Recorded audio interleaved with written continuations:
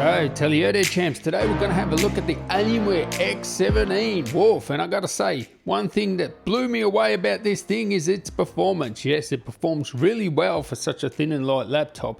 Actually, there's something kind of mind-blowing I want to show you. I'll show you that later, but this thing here is quite amazing. I do have the 15-inch here as well. Well, oops. Did you see that? Oh, no. But anyway, glad it's not mine. Nah, there's no damage there, is there? Anyway, I will be comparing this to the 15-inch in a future video, so make sure you do subscribe for that. I will say now, at the moment, Dell, end of financial year sale. So if you want to pick these up, you know, for a really good price, and we're talking, you know, 30% off, come on.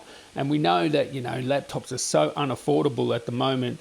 Some good deals on Dell's website, so yeah, go check that out. But anyway, I have made a video on the 15-inch X15, so you might want to check that out as well. But you know, this thing of course is a 17-inch, so bigger is sort of better. It's a bit thicker, it is heavier. I think it's like 6.5 pounds, you know, 2.96 kilos, but you do get the bigger display. Let's get the old spaceman now. Everybody likes this, and this is wallpaper engine, by the way. Oh, dedicated volume buttons.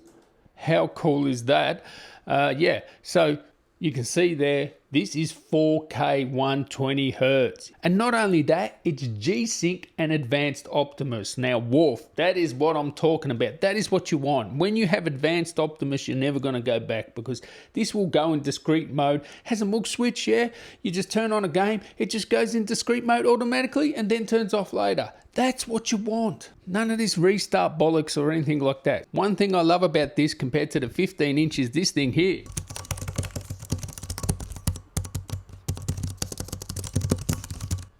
That's a mechanical keyboard. Wolf.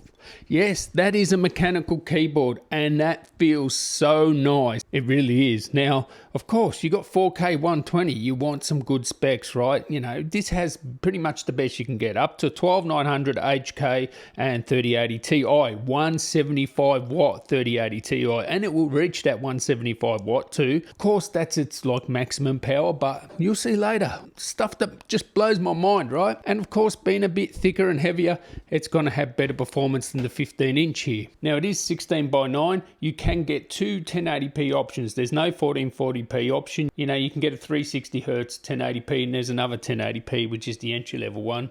I think that's 165 Hertz. Don't quote me, I think it is 165. But let's have a quick look at this display. This is 4K 120. We're using 60 watts, right? So, no, actually now 50 watts with the display on. Maximum brightness there. We'll check out this car here. See what that looks like. Nice and lush there. That's a McLaren, I guess. Yeah, a McLaren. We'll check out some other scenes. Let's check out this super bright scene here. And actually, we'll listen to the sound as well.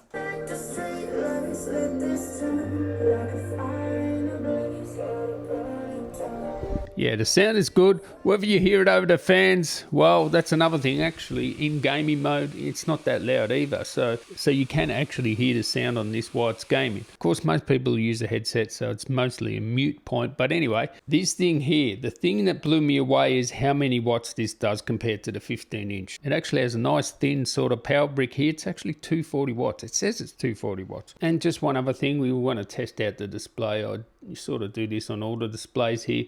Just want to test. It is LED, it's not OLED, so you know, expect that there will be bleed of light there because it is one single backlight compared to OLED or mini LED. I've got to say, this has like a satin finish. It's not matte and it's not glossy. It's like a halfway house, and it's really good. And this display is, you know, the gaming just looks so lush on it. And yeah, we'll talk about the thermals now and its power output. Yeah, much more than the 15-inch. Like, it is quite a lot more. So let's do the thing that's mind-blowing. Remember, this is a 175 watt GPU, 240 watt power brick. Let's see the thing that's mind-blowing. Keep an eye on this. This is how many watts we're pulling from the wall. We shouldn't be able to pull over 245, right? I'm just going to put it in its overclock full performance mode. So overclock 2 and full speed. So here we go. Thin and light package, and I talk louder than it. So let's have a listen.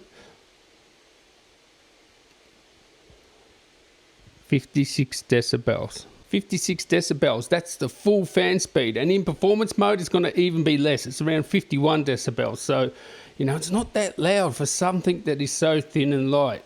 Okay, so I'm running Cinebench now while I'm hitting the GPU 100%. 323 watts. What? I thought it said on the spec sheet 240 watts, that power brick. 320 watts this is pulling from the wall. Okay? That is just nuts. What do we got? CPU will reach 100 there. It is reaching 100. But still, what are we pulling there? 87 watts on the CPU. How many watts on the GPU? 149 watts on the GPU there. 149.